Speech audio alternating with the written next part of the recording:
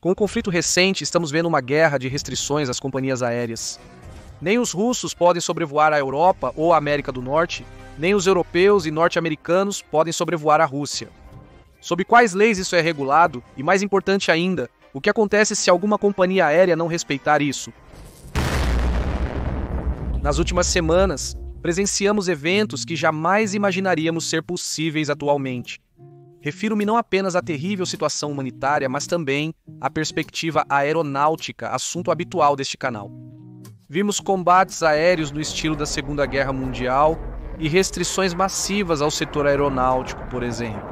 Há muitos anos, existe uma situação de calma entre as potências mundiais e isso fez com que normalizássemos certas coisas, como, por exemplo, sobrevoar territórios que não pertencem ao seu país ou até mesmo de nações não aliadas. Por exemplo, em fevereiro de 2020, fui com um amigo para o Japão e na tela do avião mostravam a rota que ele estava fazendo. Atravessamos toda a Europa e a Rússia sem refletir sobre tudo o que possibilita esse tipo de voo, porque sem aviso prévio, um avião não pode simplesmente decolar e sobrevoar outro país. Para você entender, um avião espanhol não pode simplesmente decolar e entrar no espaço aéreo francês sem autorização. Então a realidade é que há centenas de voos diários que partem da Espanha e passam pela França. Qual é o processo para fazer isso de forma legal? Para entender bem isso, é preciso voltar bastante no tempo, até os primórdios da aviação. No ano de 1909, o piloto francês Louis Blériot atravessou pela primeira vez na história o Canal da Mancha voando. Porém, nenhuma ação legal foi tomada para comprovar esse voo como um controle de passaporte. Por ser um marco histórico, não pensaram que fosse necessário. Mas em 1910, aconteceu a Conferência de Paris, onde vários estados se reuniram para estabelecer algumas bases sobre as leis do ar, já que a aviação não parava de progredir e o que começou sendo um marco histórico, agora parecia possível para vários aviões. Concluiu-se que o espaço aéreo sobre um território pertence a esse território. Mas nada foi assinado, simplesmente foi um consenso verbal que seria assinado, mas adiaram por alguns meses e nunca chegou a ser assinado. A Primeira Guerra Mundial estourou devido às tensões entre os países, impossibilitando a reunião para a assinatura de acordos. Durante esses anos, já comentamos várias vezes, o salto na aeronáutica foi gigantesco. Por isso, em 1919, após o fim da Primeira Guerra Mundial, na Convenção de Paris de 1919, todos os países que tiveram envolvimento na Primeira Guerra Mundial, eles consideraram essencial chegar a um consenso sobre a criação de mais leis aeronáuticas, pois a aviação comercial estava prestes a se tornar realidade. Foi aqui que finalmente se assinou o seguinte: cada país tem soberania sobre o espaço aéreo acima de seus territórios e águas, podendo decidir quais aeronaves podem entrar. E além disso, obrigou-se as aeronaves a se registrarem sob um estado e seria dada uma espécie de nacionalidade à aeronave desse estado em que foi registrada. Porém, quando se trata de leis, não é tão simples. Por exemplo, os limites marítimos estão bem definidos. Um país com costa tem 12 milhas náuticas de mar como se fossem seu território. Isso é chamado de mar territorial. E aí o país pode decidir quem entra e quem não entra, como se fosse seu território. Vamos lá, depois das 12 milhas náuticas até as 200. Trata-se da zona econômica exclusiva, que concede ao país o direito de exploração, os recursos que estiverem dentro. No entanto, essas fronteiras, também definidas para o mar, não existem quando falamos do espaço aéreo, já que o espaço exterior não pertence a ninguém. Ao colocar um satélite em órbita, ele passa por vários países sem necessidade de dar explicações. No entanto, voando não é legal fazer isso. Então, onde está a fronteira entre o ar e o espaço? Esse é um debate antigo e ainda não resolvido. Como já mencionamos em outro vídeo do canal, o espaço é geralmente definido a partir da linha de Kármán, a cerca de 100 km de altitude. Mas ela foi colocada ali, assim como poderia ter sido colocada a 120 km. Isso pode mudar no futuro? E com essa mudança também mudaria o que se considera espaço aéreo, embora o problema venha com o limite superior com o espaço. Quanto ao limite de fronteira, o espaço aéreo de alguns países é considerado o que está dentro de suas fronteiras, incluindo as 12 milhas náuticas de mar territorial. Assim não há ambiguidades. O tema do direito aeronáutico foi discutido seriamente novamente em 1944, na Convenção de Chicago, o santo graal da aeronáutica que estabeleceu as bases que até hoje continuam em vigor. Cada país tem soberania sobre seu espaço aéreo e pode criar leis conforme desejar. Na Convenção de Chicago, pede-se explicitamente aos países que redijam suas leis aeronáuticas com base em diretrizes comuns a todos no Acordo de Chicago. E é por isso que, na verdade, todos os países têm leis aeronáuticas muito semelhantes, porque todas se baseiam na Convenção de Chicago, por isso eu chamo de Santo Graal. Entre os tópicos discutidos na Convenção de Chicago, vários merecem destaque. Uma delas é que se deve evitar a todo custo o abate de aeronaves comerciais. Também foi dito que um voo não programado não pode sobrevoar outro território, ou, por exemplo, que as autoridades de um país têm o direito de inspecionar um avião, assim que ele aterrissar em seu próprio território. Claro que há muitos outros exemplos similares, mas hoje parecem normais. Porém, naquele tempo não eram. Além disso, foram criadas as liberdades do ar, direitos que os países concedem às companhias aéreas estrangeiras. Elas se resumem em 9. Para exemplificar, vamos desenhar 3 países e a aeronave de referência está registrada neste país. Primeira liberdade: o direito de uma aeronave sobrevoar um país sem aterrissar. Segunda liberdade: o direito de uma aeronave reabastecer ou realizar manutenção, mas sem troca de mercadorias nem passageiros, para depois seguir com a rota. Terceira liberdade: o direito de uma aeronave aterrissar em outro país que não seja o seu de origem. Quarta liberdade: o direito de uma aeronave decolar de outro país para retornar ao seu próprio.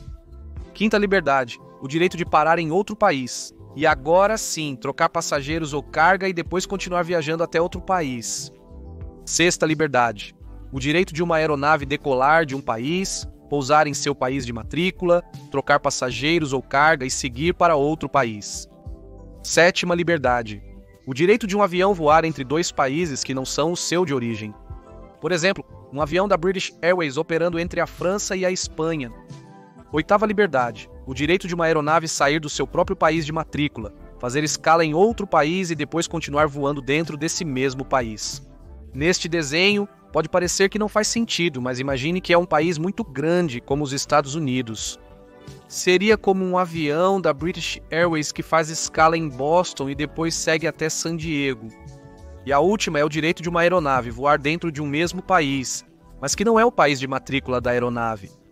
Por exemplo, um voo Madrid-Barcelona operado pela Air France. Bom, com essas liberdades é possível resumir todas as possibilidades. Os países, através de acordos com companhias aéreas estrangeiras, concediam permissões para realizar determinados voos. Isso era um trabalho impressionante, pois todas as rotas das companhias aéreas precisavam estudar quais liberdades eram necessárias.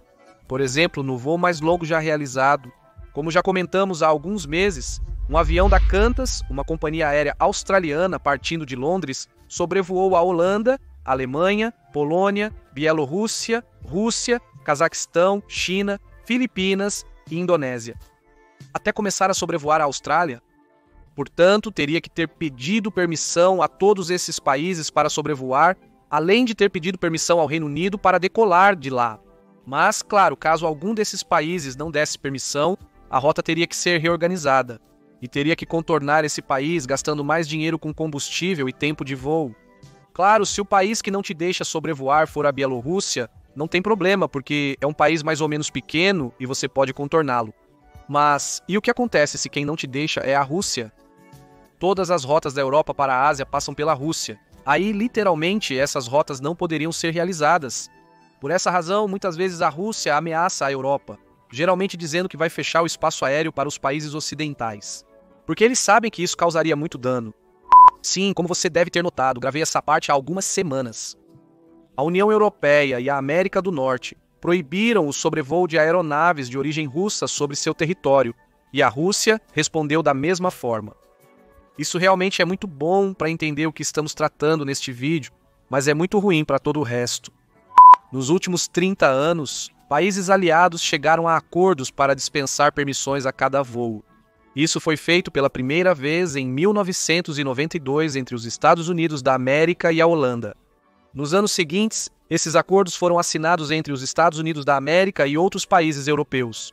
Em 2007 foi assinado um tratado que unia os Estados Unidos da América e toda a Europa. Quase todos os voos entre qualquer destino são permitidos, sem necessidade de permissão entre os países. Ou seja, por exemplo, Um voo de Nova York até Roma não deveria precisar pedir permissão nem para a Itália para aterrissar, nem para os países que fossem sobrevoados. Como sabem, até recentemente as rotas aéreas estavam totalmente normais. Sobre as restrições, a aviação ainda se recuperava da pandemia, mas quase não havia restrições geopolíticas. No entanto, com o que aconteceu na Ucrânia, decidiu-se tomar represálias extremamente severas para as companhias aéreas. Em 24 de fevereiro, o Reino Unido proibiu companhias aéreas russas ou relacionadas à Rússia de sobrevoar e operar em seu território. A Rússia e, posteriormente, muitos outros países responderam da mesma forma nos dias seguintes nessa ordem. Depois do Reino Unido, juntaram-se República Tcheca, Bulgária, Polônia, Estônia, Eslovênia, Lituânia, Letônia, Alemanha, Itália, Islândia, Áustria, Holanda, Malta, Dinamarca, Canadá, Luxemburgo, Croácia, Albânia, França, Chipre, Hungria, Irlanda, Espanha, Grécia, Portugal, Bélgica, Suécia, Finlândia, Noruega, Eslováquia, Suíça, Macedônia do Norte, Ilhas Bermudas, Montenegro e Estados Unidos da América-Rússia. Respondeu a todos da mesma forma. Isso foi até hoje, 3 de março de 2022, e isso resultou em coisas muito impactantes sendo vistas, como no dia 26 de fevereiro de 2022, após o fechamento do espaço aéreo russo para companhias aéreas alemãs, alguns voos foram pegos no meio do trajeto e tiveram que dar meia volta. Esse foi o caso do voo Deutsche Lufthansa 718 da Lufthansa, que saiu de Munique com destino a Seul, Coreia do Sul. O voo tinha duração de cerca de 9 horas, mas nesse dia eles souberam das restrições no meio do voo e tiveram que voltar. Os passageiros ficaram cerca de 7 horas no avião para acabar no mesmo aeroporto de onde partiram. No dia 25 de fevereiro deste ano, também o voo British Airways 142, com origem em Londres e destino a Nova Delhi, sofreu as consequências das restrições. Também? Sua rota original antes de todo o conflito era esta. Posteriormente, com a impossibilidade de sobrevoar a Rússia, foi necessário modificar a rota. A isso, evitando completamente o espaço aéreo russo e, claro, também o espaço aéreo ucraniano. Para quem estiver se perguntando, essa curva estranha aqui provavelmente é para evitar sobrevoar o Afeganistão. Algo parecido aconteceu com o voo AFL 2091 da Aeroflot de Belgrado para Moscou. Normalmente, a rota traçada era esta, mas com o início das primeiras proibições por parte da Polônia, foi preciso mudar para esta rota. No dia 26 de fevereiro, passando de cerca de 3 horas em média para 5. No dia seguinte, com as restrições dos outros países europeus, o acesso pelo norte ficou impossível. Restava apenas a opção de fazer isso em cerca de 6 horas de viagem. No dia seguinte, 27 de fevereiro, a rota foi cancelada. É fascinante como Kaliningrado se comunica com o resto da Rússia. Para quem não sabe, esse território é russo, mas, claro, todos os países ao redor não estão permitindo que a Rússia sobrevoe seu território. Para se comunicar, eles vão pelo menos 12 milhas náuticas da costa pelo Mar Báltico até São Petersburgo. Já que, como comentamos antes, a soberania de um espaço aéreo tem como limite as 12 milhas a partir da costa. E por isso não há problema se o avião voar por esse corredor. O problema de todas essas restrições será que, quando o conflito armado terminar, todas as liberdades aéreas que foram retiradas nesta guerra de restrições aéreas vão demorar para voltar. Isso é um grande problema para as companhias aéreas e para os cidadãos. E aqui vem a pergunta do vídeo. O que acontece se uma aeronave comercial descumprir as restrições? Como mencionei, a Convenção de Chicago proíbe explicitamente o abate de aeronaves comerciais de passageiros. Portanto, é bastante complexo que uma aeronave de passageiros seja abatida, embora provavelmente todos os países digam que, caso sobrevoe o território sem permissão, eles abateriam. Abater uma aeronave comercial não é tão simples, mas é importante avaliar o quão tensa está a situação agora. A verdade é que está muito tensa, e provavelmente, se uma aeronave agora sobrevoasse o território sem permissão, haveria um problema bem sério. No próximo vídeo, na verdade, vamos falar sobre abates de aeronaves comerciais, porque tanto a Rússia quanto os Estados Unidos e outros países já fizeram isso. Vamos ver isso no próximo vídeo. Além disso, veremos outros momentos históricos em que as bases do direito aeronáutico foram totalmente violadas. Obrigado por assistir, deixe seu like e compartilhe se gostou, isso me ajuda muito. Lembro que aqui estão minhas redes sociais, onde você pode me contatar diretamente. Nos vemos na próxima. Uma última coisa antes de ir.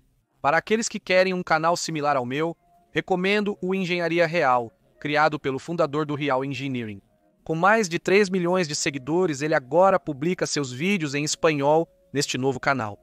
Foi um dos canais que mais me inspiraram a fazer o que faço hoje. Se você gosta de engenharia, vai adorar o conteúdo.